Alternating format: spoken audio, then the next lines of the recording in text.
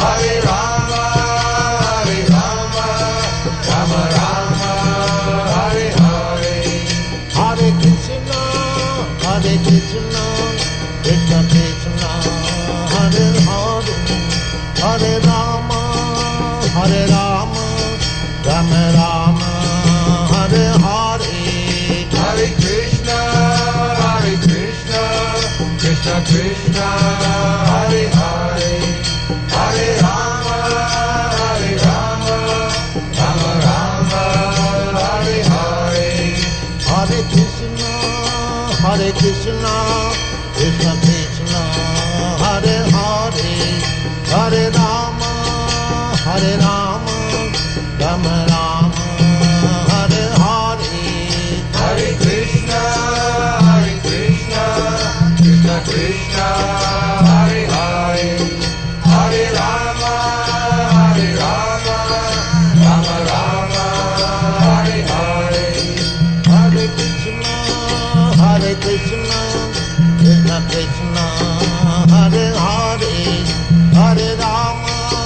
Hare Rama, Rama Rama, Hare Hare. Hare Krishna, Krishna Krishna, Hare Hare. Hare Rama, Rama Rama.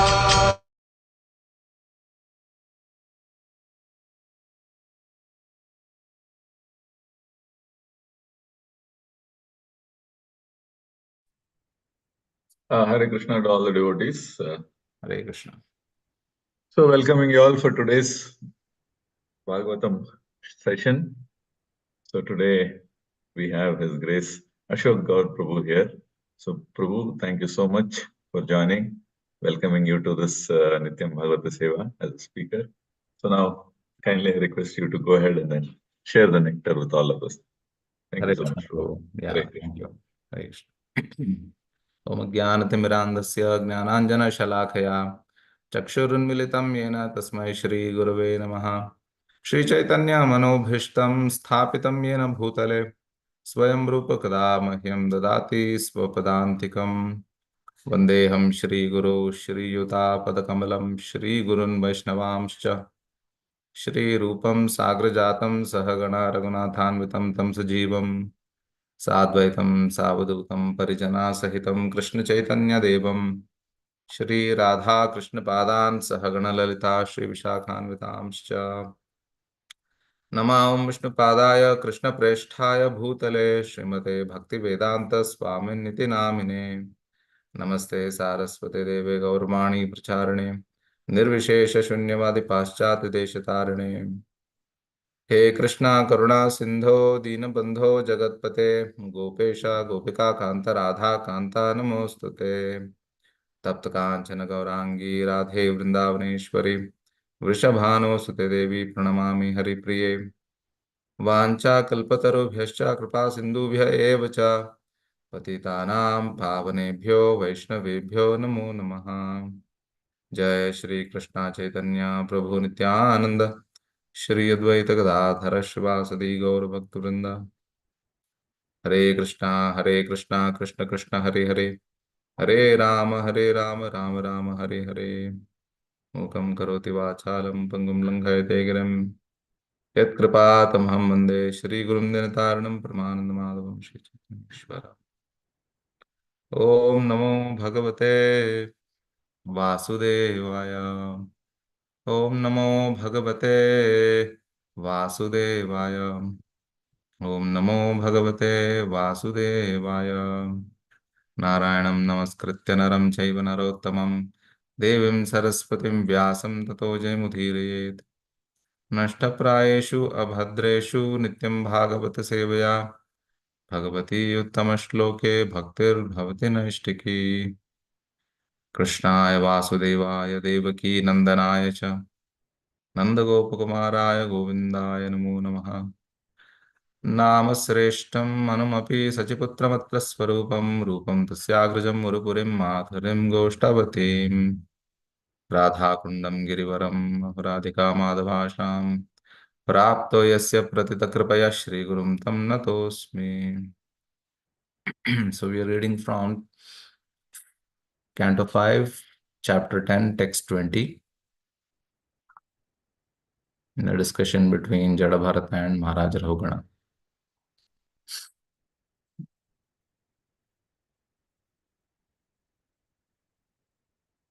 Savai bhavalloka nirikshanaartham avyaktalingo vicharatyapisvet yogeshwaranam gatimandha buddhihi gatham vichakshit grihanubandha savai bhavalloka nirikshanaartham avyaktalingo vicharatyapisvet योगेश्वराणां गतिमन्दबुद्धिः कथं विचक्षीत गृहानुबन्धः स वै भवाल्लोकनिरीक्षणार्थम् अव्यक्तलिङ्गो विचरत्यपि स्वेत् योगेश्वराणां गतिमन्दबुद्धिः कथं विचक्षीत गृहानुबन्धः.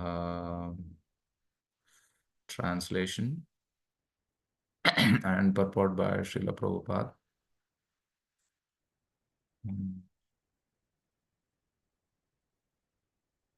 Srila Prabhupada ki jai. Translation: it is not a fact that your good self is the direct representative of Kapila Dev. Is it not a fact that your good self is the direct representative of Kapila Dev, the incarnation of the Supreme Personality of Godhead?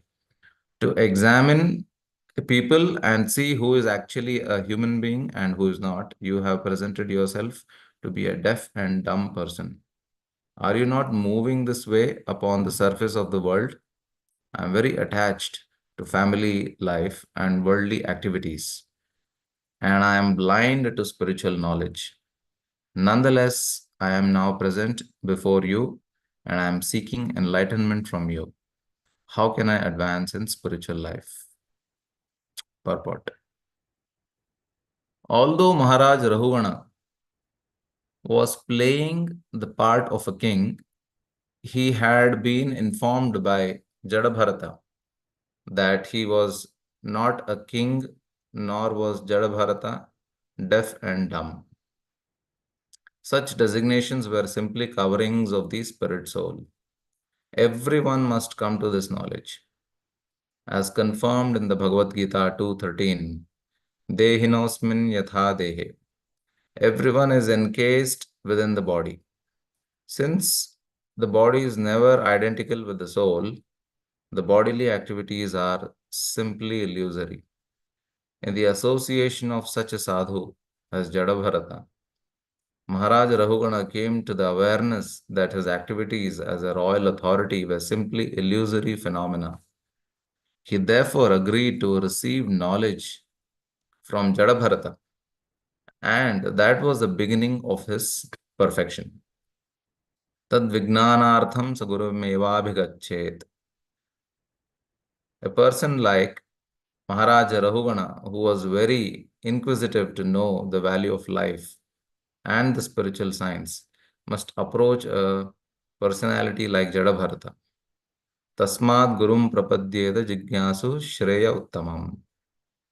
One must approach a guru like Jadabharata, a representative of the Supreme Personality of Godhead, to inquire about the goal of human life.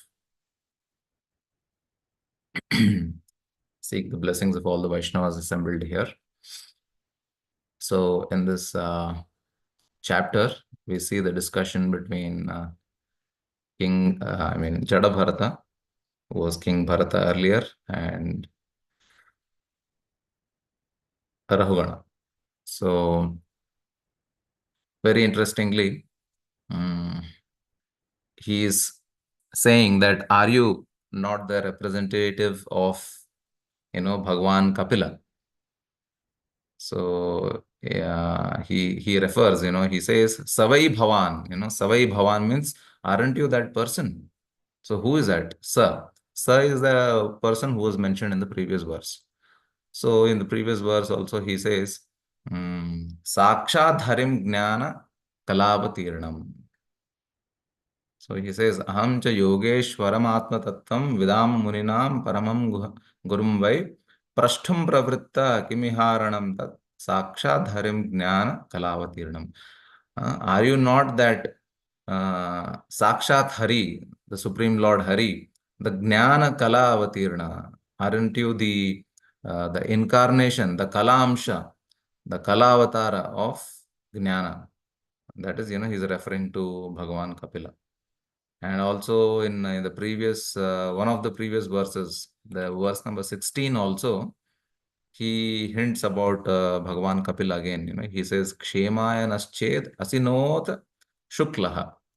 So the Shukla, which is being represented in the 16th verse of this chapter, is Bhagwan Kapila. So Kapila is also known as Shukla Avatar. But of course, he also has the doubt. So he is asking, Vibharsi Sutram Katamo Avadhutaha. So aren't you that Avadhuta Dattatreya? Or are you not that Shukla, that is Bhagavan Kapila? So these were the prominent incarnations during that time. Now the whole incident of Jada Bharat and Rahugana, this happened in the Swayambhu Manvantara. Swayambhu Manvantara, in the beginning of the Kalpa, if you see the relationship, what is the relationship between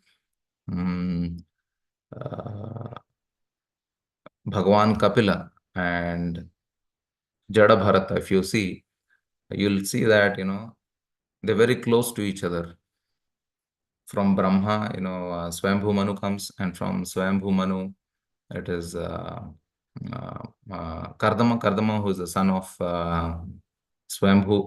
Brahma, and then Devahuti, who is the daughter of Swayambhu Manu, who has 5 children: Uttanapada, Priyavrata, Devahuti, Akuti, Prasuti. So by the combination of Kardama and Devahuti, Kapila is born. So Bhagavan Kapila is the direct incarnation of the Supreme Lord. And then as far as Jada Bharat is concerned, he is directly coming in the lineage of Maharaj Priyavrata. So from Swayambhu Manu, we have Priyavrata, then Agnidhra, then Nabhi, and then son of Nabhi is Bharat Maharaj. So Bharat, who takes the 3rd incarnation as Jada Bharata. So they are related. So they are within the same, not even same Kalpa, not even the same Manvantara, but also in fact very close. They're just a few hundreds or few thousands of years relationship. So they were very prominent. So Bhagavan Kapila and Dattatreya also is the grandson of Lord Brahma, because Brahma had Atri, and he was the son of Atri. So they were all these incarnations of Bhagavan Kapila and Dattatreya were in Swayambhu Manvantara. Of course, Dattatreya was also, there's a second incarnation of Dattatreya during the Vaivasvata Manvantara. That is when, all the Yadus, the the Chandravamsha dynasty kings, they were all disciples of Dattatreya. So that's a different incarnation. So like that is the reason why these 2 incarnations of Shukla and also Dattatreya, they were very prominent. So 3 times Rahugana is, referring to Bhagavan Kapila. Are you that incarnation? And Rahugana seemingly appeared very, very disturbed and very fearful, because he could see that Jadabharata was not disturbed, nor was he fearful like the other palanquin carriers. The other palanquin carriers were probably Shudras, and that is how Rahugana treated them. He scolded them, and they were fearful. But Jadabharata was not like that. He was not fearful. He was not afraid. And he responded, and he didn't respond in some Laukik words. he spoke transcendental spiritual subject matter, and that inspired Rahugana. He could see that he cannot be an ordinary person. He is not afraid of my chastisement, and he spoke transcendental words, and he appears deaf, dumb, and dull. So that was really very attractive. And that is how Rahugana could understand that he's a great soul. He could probably be an incarnation of, Bhagavan Kapila only, or could be incarnation of Dattatreya. And he just simply got down from his palanquin and then he paid obeisances, flat obeisances on the ground at his lotus feet. So that way, King Rahugana had a lot of respect for saintly people, and then he was also fearful that he had committed an offense by chastising Jadabharata. So I would like to summarize the entire this pastime of King Bharata, then the discussion between Jadabharata and also Rahugana, so that we are not lost. In the last few weeks, so much has been discussed. So I would like to go through that entire thing again. So when Lord Rishabdev, after his teachings to his children, he hands over his kingdom to his eldest son, Bharata. Until then, the the land in that tract of land under Jambudvipa was known as Ajanaba Varsha and was later called as Bharat Varsha because of King Bharata. And King Bharata ruled, it is said that he ruled for Varsha Ayuta Sahasrashaha. So 1,000 times Sahasrashaha Varsha Ayutaha. So that is 1,000 times 10,000 years. So he ruled this tract of land, the Bharata Varsha, within the Jambudvipa for about 1,000 into 10,000. That is 100 lakh years.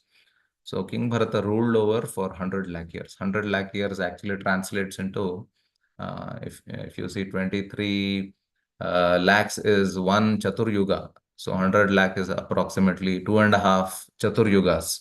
So within a Manvantara. So 2.5 Chatur Yugas, one King Bharata was actually ruling, the entire planet. So, and after such a great rule, he finally decides and gives up his family and all his wealth and goes into the forest, and he goes to this Pulaha Ashrama. Pulaha Ashrama is where saintly persons who are in the lineage of sage Pulaha, or the later on the generations who are taking association there, they are visiting there, and Bharat Maharaj goes to this Pulaha Ashrama, which is said to be in Haridwar. And on the banks of Gandaki river, he performs his devotional service. He is offering fruits, roots, tulasi, and he's worshipping the Supreme Lord.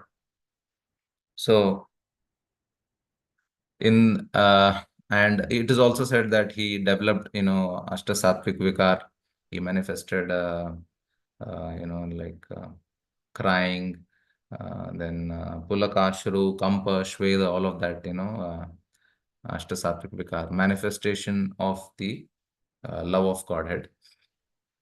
And then he became a victim to the attachment to a deer, and his compassion for the deer finally transformed into his becoming very attached to it, and he developed that doer mentality, and he felt he was responsible for taking care of it, and ignoring his devotional service, he he falls down because of inattentiveness in following the rules and regulations of the spiritual life.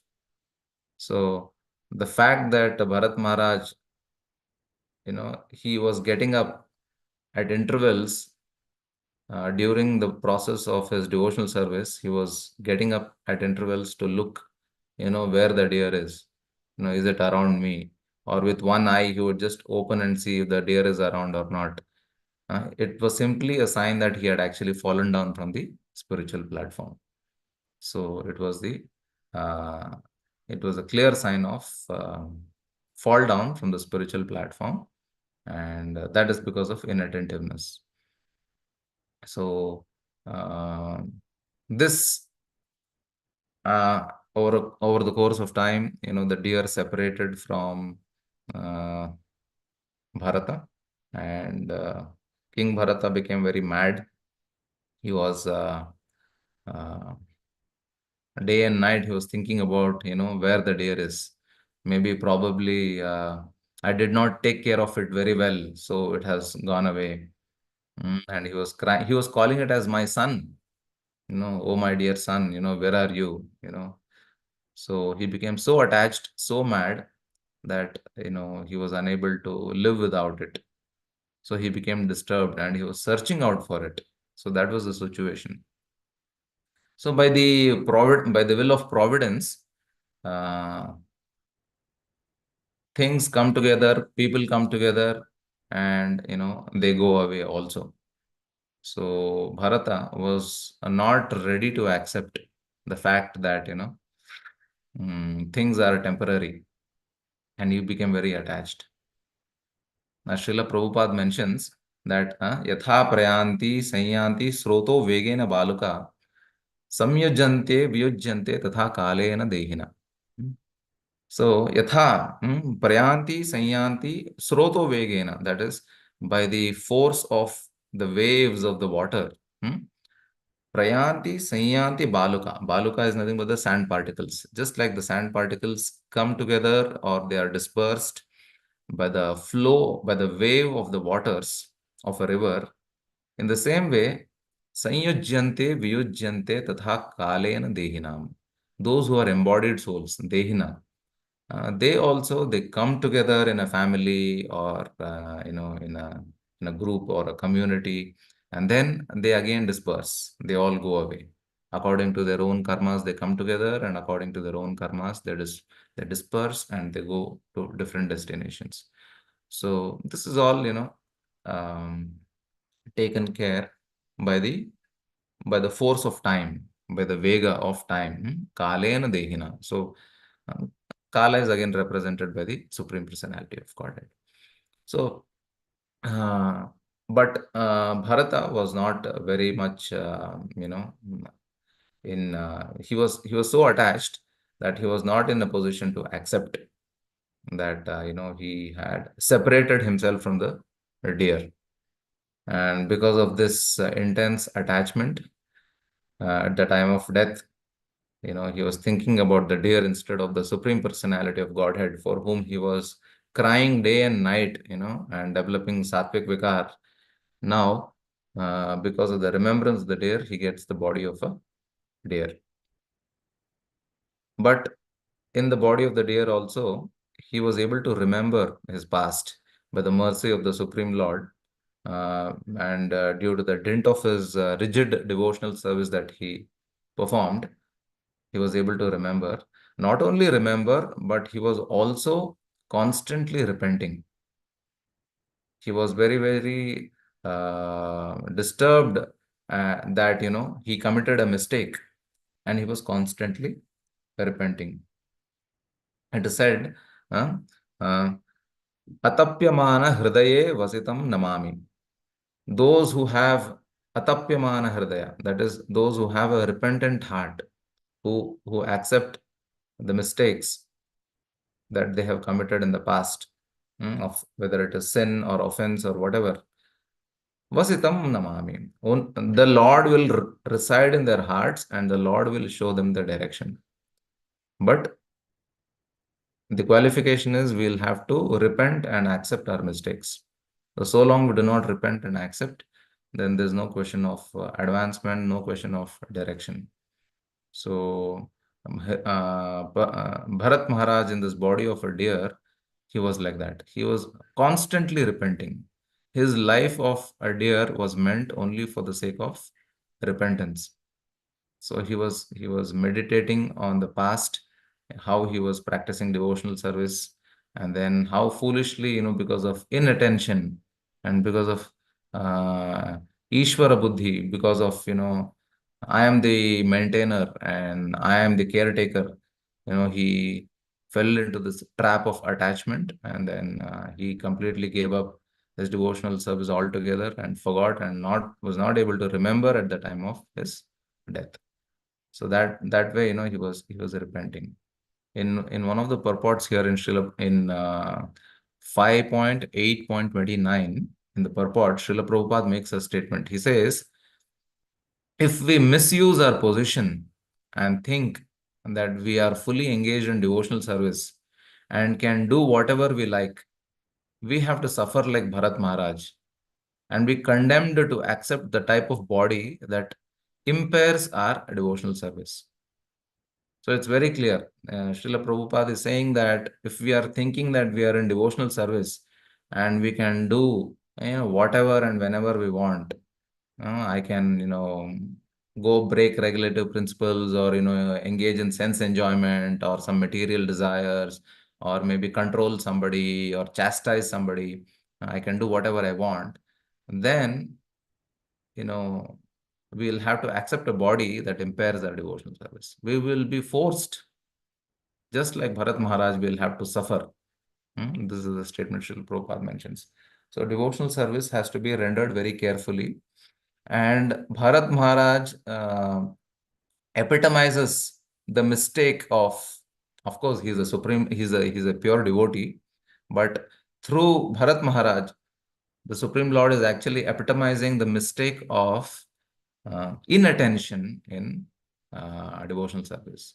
No careful devotional service or inattentive devotional service, which can bring about suffering and which can bring about a halt in our devotional service.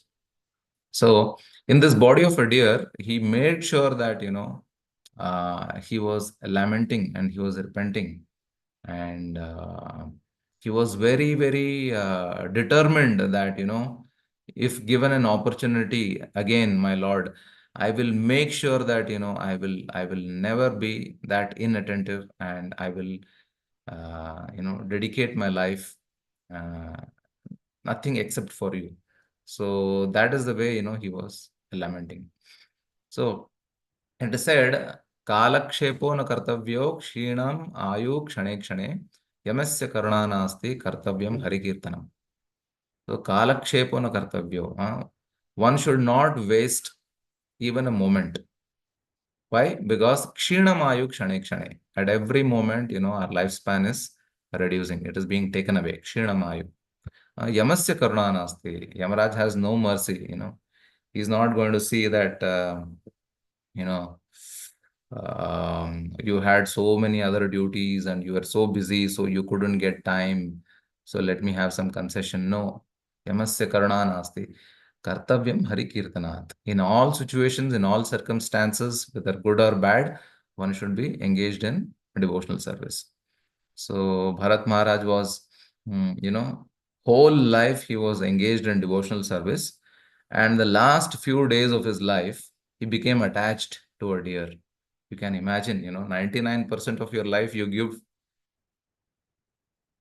to devotional service. And in the end, just, for a few days, we become attached to something. Then the whole thing is spoiled. So this was the, example or situation of Bharat Maharaj. So he was, lamenting for that. He didn't wanted to, waste even a single moment, and he was very determined, and he was constantly lamenting for it. Even in the body of a deer, he was able to remember everything. He gave up his, so-called mother, a deer, and then went to this same Pulaha ashram where he was practicing earlier in the past life, and he was lamenting there. So, and somebody may ask a question, why not, generally they ask this question, why in the body of a deer, why was he not liberated? Like Gajendra, Gajendra also got the body of an elephant. And, he just remembered the Supreme Lord in the end and then he was liberated. But why not Bharat Maharaj? But the difference between Gajendra and Bharata, the deer Bharata, is that Gajendra in his body had completely forgotten about the Supreme Lord. He had no remembrance of the Supreme Lord. Only in the last moment when he was distressed, that is when he was able to remember. And in case of Bharata, he had that special mercy of the Supreme Lord that he was able to remember his past life and the Supreme Lord throughout his life. And not only that, he lamented for what he had done in the past. And Prabhupada, in one of the purports, he mentions that the Lord wanted to stop his attachment immediately. And so he punished him, by giving him the body of a deer. And that was like an immediate, stopgap solution like that. So, and then he was lamenting and he was hankering. The Lord wanted him to hanker for his association again. And he very much did that. That is why he went to this Pulha ashram and he was in association of the saintly people there. And he was constantly repenting and he was eagerly waiting. It is said that the only job that he did in the body of a deer was waiting for death, nothing else, lamenting and waiting for death. He knew that he could not practice bhakti. He could do smarana, but he could not practice the other limbs of devotional service. So he was simply waiting for death. So that was a tapasya that he did in the body of a deer. And we generally we should not think that uh, I may get a body in Vrindavan, or I may get the body of in the family of a devotee, or maybe some heavenly planet. Generally, we have this tendency that, oh, if I don't complete my devotional service, then probably I may get the body of a devotee in somebody's family or in the holy place. That would be considered as a great blessing and the mercy of the Supreme Lord. But generally, it is not like that. Generally, it is the consciousness at the time of death. The consciousness at the time of death is very, very tricky. We don't know what consciousness we will have, because throughout our life, we may have done so many things, so many material things, so many spiritual activities, Krishna conscious activities, and so many other things. If we are lucky to have the glimpse of Krishna conscious activity, remember the Lord, the devotees, then, we have hope. But generally, it doesn't happen like that. The Lord is always merciful, but a devotee should not think that, I will definitely get the body. We can see the examples of, Indradyumna Maharaj and Bharat Maharaj, how and they dedicated their life and they gave up everything, went to the forest and meditated on the Supreme Lord, and finally ended up in animal bodies. So we should know how careful one has to be, how to be very attentive, especially at the time of death. And it is also not that anybody who has an animal body will remember the past life of his devotional service. It is not possible. And even in the holy places, we see so many animals. We should not think that they are all devotees. Some are devotees, definitely, but not all animals are devotees. We should know that. I recently I was reading where a group of monkeys in Mathura, I think, they killed a child. Now you can wonder, a group of monkeys, if they are supposed to be devotees in their past life, how can they gang up together and kill a child? So we can understand that, it is very rare even to get the body of an animal in a holy place. It is not so easy. So, and even if a devotee, an advanced devotee, ends up in the body of an in the animal body, his consciousness is very sober, just like we see here in case of Bharat Maharaj. And we also hear so many incidents of animals, practicing, Ekadasi or dancing in the kirtan or paying obeisances to devotees. So many things we hear. Yes, they may have had some past devotional service background, and somehow, for some reason, they may have got the body of a animal. So that, and they can remember. So that way, that is also very rare. So to get a birth in the holy dham, in the family of a devotee, or a holy place, or even to get the body of an animal also is rare, is very rare. So we have to be very careful, very attentive in the practice of our devotional service. So Bharat Maharaj spent his entire life, repenting, and he was waiting. And at the time of death, he could remember the Supreme Lord, and yet he had to take birth again in a Brahmana family. And this time it was the family of Angira, Brahmana coming in the line of Angira. So Angira is again, one of the sons of Brahma. And then he appeared to be deaf, dumb, dull, mad. So that was the character of that was the external appearance of Jada Bharata. So he did not reveal himself, who he was, although he was completely aware, who he was in his past two lives. And he very carefully made sure that he did not associate with bad elements. He was very careful not to take bad association, and he avoided all kind of association. And he appeared to be alone, but he was not alone, because uh, Srila Prabhupada says in one purport that, the Paramatma is always there with us in our heart. So he was very well aware of devotional service. He externally, although he appeared mad, deaf, dumb, dull, but internally he was advanced. His consciousness was very, very advanced. And he imitated to be deaf and dumb right from his childhood. You can imagine, it needs some element of intelligence to act as deaf, dumb, and dull right from your childhood, because a child cannot fake. But Jada Bharata was able to do it.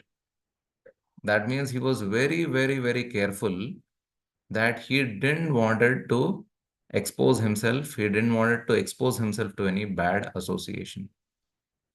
And he was not worried about his fame, or he was not worried about what other people will think about me. He cared the least, because he just wanted to act as deaf and dumb. It's a very advanced consciousness. Generally, because of our false ego, we want to show, we want to express our devotional service. We externally we may show ourselves as a devotee, but internally we may be harboring. I can speak for myself. Internally, one may be harboring so much of material desires and so many anarthas, but externally we always want to present that I'm a good devotee, I'm a nice devotee, I have good relationship with everybody, but internally we know what we are. But in case of Jada Bharata, it was exactly the opposite. It was exactly the opposite. Internally, he was very advanced consciousness. He was aware, he was remembering the Lord. He had complete remembrance of both his past lives. But externally, he appeared deaf, dumb. He was nowhere interested of, associating with anybody or revealing himself, showing that he was a devotee. Nothing like that. He was like a diamond, covered with dust. In fact, his father, he tried so much to train him in so many things in Brahminical culture, but he gave up. He was so much fed up that, how could I have such a dull child? And he also gave up his body. That great fortunate father in the line of Angira, he was not aware that a great pure devotee of the Lord was in his family. He himself thought that, I have a dull child, and he just gave up his body. So anyway, then after after Jada Bharata lost his parents, he was taken care by his, step brothers who ill-treated him and, who very much neglected him, who gave him, worm-infested rice to eat, and, treated him just like a servant or like an animal. That is how, they treated Jada Bharata. And Jada Bharata did not protest when he was mistreated by his stepbrothers, a pure devotee of the Supreme Lord, uh, in his high advanced consciousness, when he is mistreated by the people around, even the people around mistreated him, they called him mad and they troubled him. He did not protest. This is a sign of Sattva Guna. In Sattva Guna, one does not protest, one does not, argue, one does not justify. These are the symptoms of somebody being in a very advanced consciousness. Generally, what happens, when the mode of Rajoguna or Tamoguna, even when we are wrong, we try to justify and we try to argue, why I was wrong. But those who are in advanced consciousness, who are in Sattva-guna, even when they are not wrong, when they are blamed, they do not argue, they do not justify, and they do not protest. Jada Bharata was in that consciousness. So he was just accepting, things as they come. We see this similar character in Ambarish Maharaj or also Parikshit Maharaj. In case of Parikshit, also it is said that Tiraskrita vipralabdha kshapta kshipta hatapi nasi tat pratikurvanti tad bhakta prabhavopihi. So somebody defames, ill-treats, blasphemes, tries to kill a devotee, he does not protest.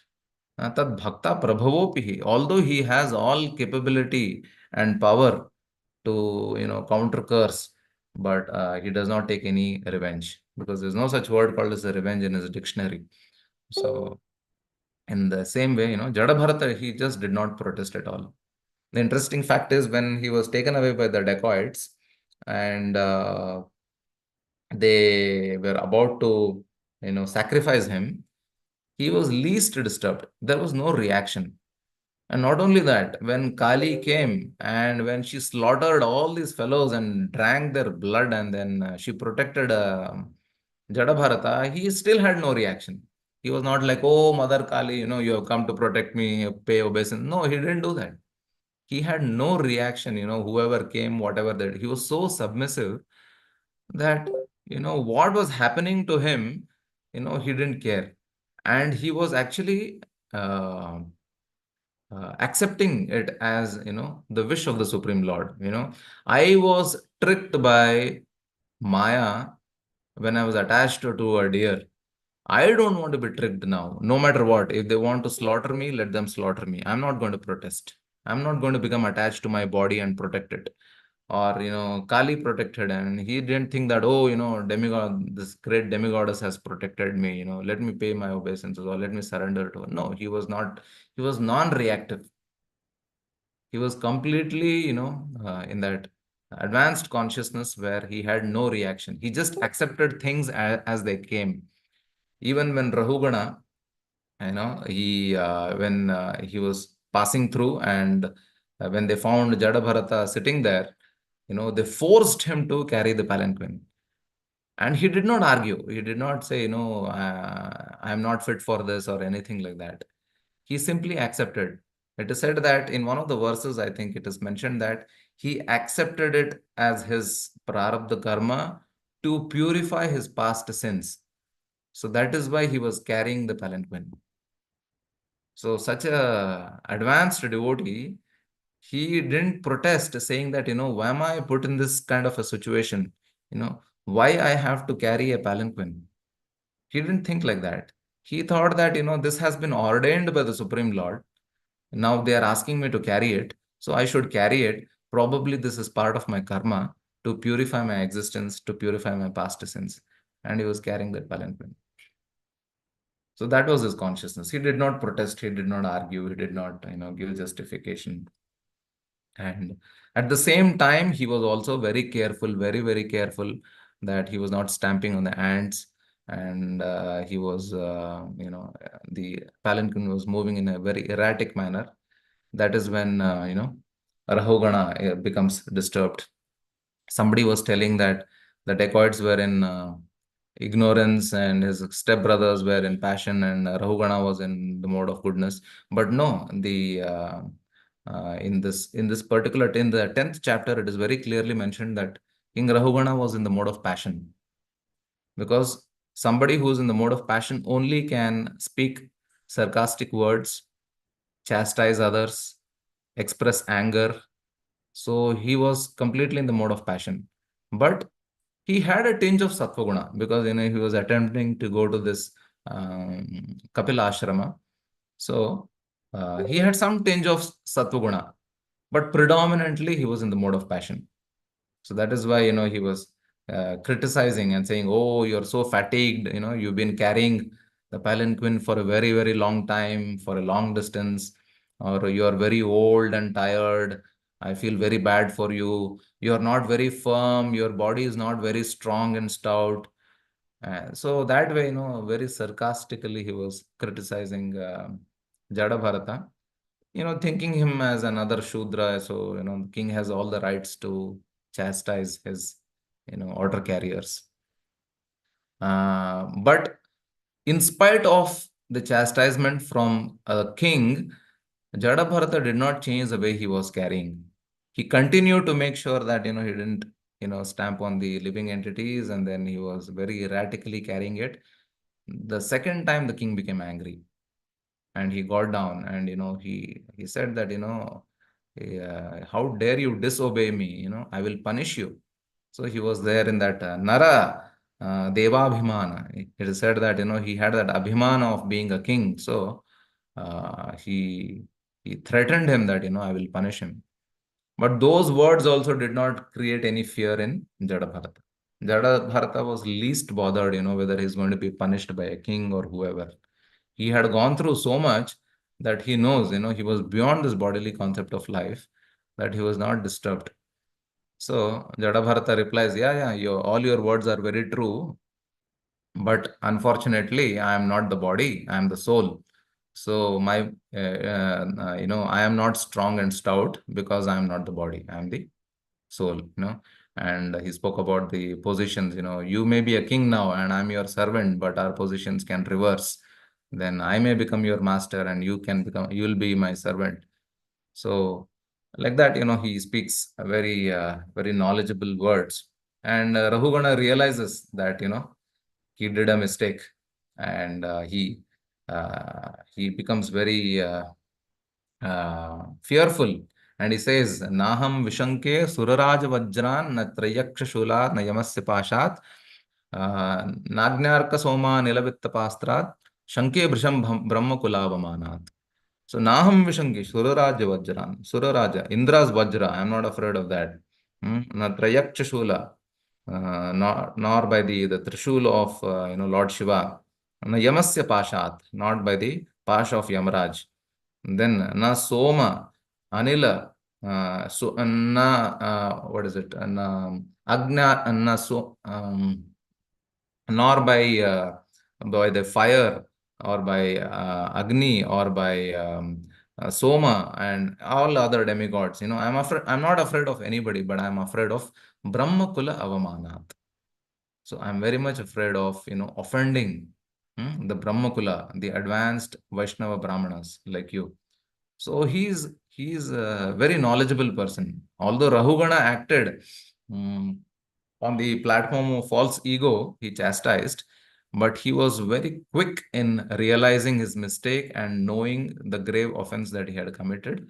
And he was thinking also that probably he is the incarnation of Dattatreya or Kapila. So he immediately, pays obeisances to him. And the king also is very humble enough to expose himself. In this verse, he's telling that I am attached to my family life and worldly activities. I am blind to the spiritual knowledge.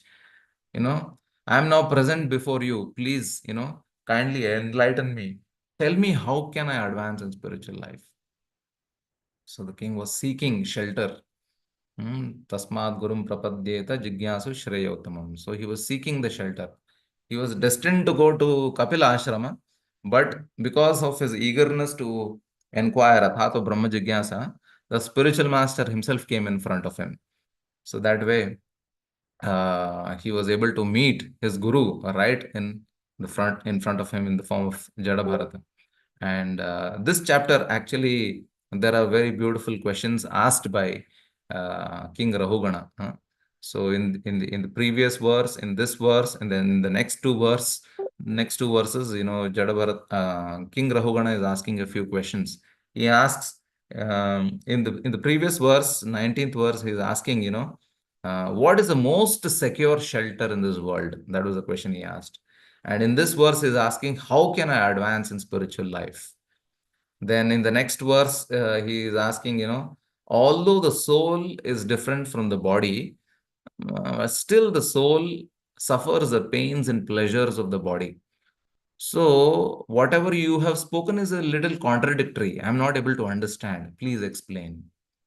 Then another further question he's asking in one of the verses, that there is a relationship between the king and the subjects. That is, like the master and the servant. It is not eternal. I understand that. But is it not the duty of the king or the master to punish when a subject or a servant, makes a mistake? Because Jada Bharata had told, uh, what punishment will you give? Our roles will change. Or, I am not the body. You may be flogging a dead horse if you punish me. There's no question of pain and pleasure because I'm not the body. But, very wonderful, beautiful arguments is giving. You are saying that, but it appears contradictory. He's not afraid to challenge the questions in a humble way. So he was asking you, whatever you said is a little contradictory. Can you please explain that? So this chapter has the beautiful questions by Rahugana, and then later on, Jadabharata answers all of that. So you will hear the answers in the subsequent classes. So I'll close here. Thank you very much. Grantaraj Srimad Bhagavatam ki jai. If anybody has any collections, please. Hare Krishna, Prabhu. Thank you so much. Hare Krishna. Thank you for the wonderful class. Thank you for summarizing the entire Leela, the pastime, and then the messages that is being the takeaways that we have from the various incidences that we were seeing. So nicely covered those. And since you have already summarized, I'll not summarize for the summary, so that's not the appropriate. Yeah. So devotees, if there are any comments or questions, kindly go ahead, and then I'm sure Prabhu will be happy to take them. Hare Krishna, Prabhu, Dandavat Pranam. Hare Krishna, Dandavat Mataji. Prabhu, you were telling about Indradumna Maharaj and Jadabharata. You're comparing to Prabhu. Indradumna Maharaj, when he offers prayers to the Supreme Personality of Godhead, he comes and he relieves him, and then he will give liberation of Prabhu. But on the other hand, Jadabharata, he doesn't give liberation of Prabhu. Jadabharata. Right. Is it because there he was cursed by the Agastya Muni? Here it is because his own consciousness, he was in I was thinking of the deer, like Antakalesh Mameva, Swaramuktakale. Is it because of that? I am really not sure, Mataji. But your question is really good. Yeah. So I'm not confident of the answer, but it looks like in case of Gajendra, yes, although he was cursed, but he was in a very advanced platform. King Indradyumna was in a very advanced platform, and it is said that he did not deliberately ignore Agastya Rishi. Yes. So it was a what do you call unknowing? It is a offense committed unknowingly, Yes. but yet he got that punishment, and the explanation that is given in case of Vritrasura, Indradyumna, Parikshit Maharaj is that they were cursed because the Lord wanted to take them away back to the spiritual world early. So the Lord wanted them to, wind up their activities in the material world. So the Lord arranges different things in cases of devotees so that they don't become attached here. And that is how, they get cursed. But actually, it is the mercy of the Supreme Lord. So any curse by any great devotee like Agastya or anyone else, it is actually a blessing in disguise. So it was to speed up the process of their emancipation from this material world. So in that sense, yes, although he got the body of Gajendra, but sure enough, he remembered the Lord at the time of his death. But because for an animal to remember the Lord also is the mercy of the Lord, because the Lord showed his mercy on Ajamila like that. In the end, he was able to remember the Lord and he was liberated. But in case of Bharata, he was always remembering the Lord. He was already liberated. He was always remembering the Lord, even in the body of a deer.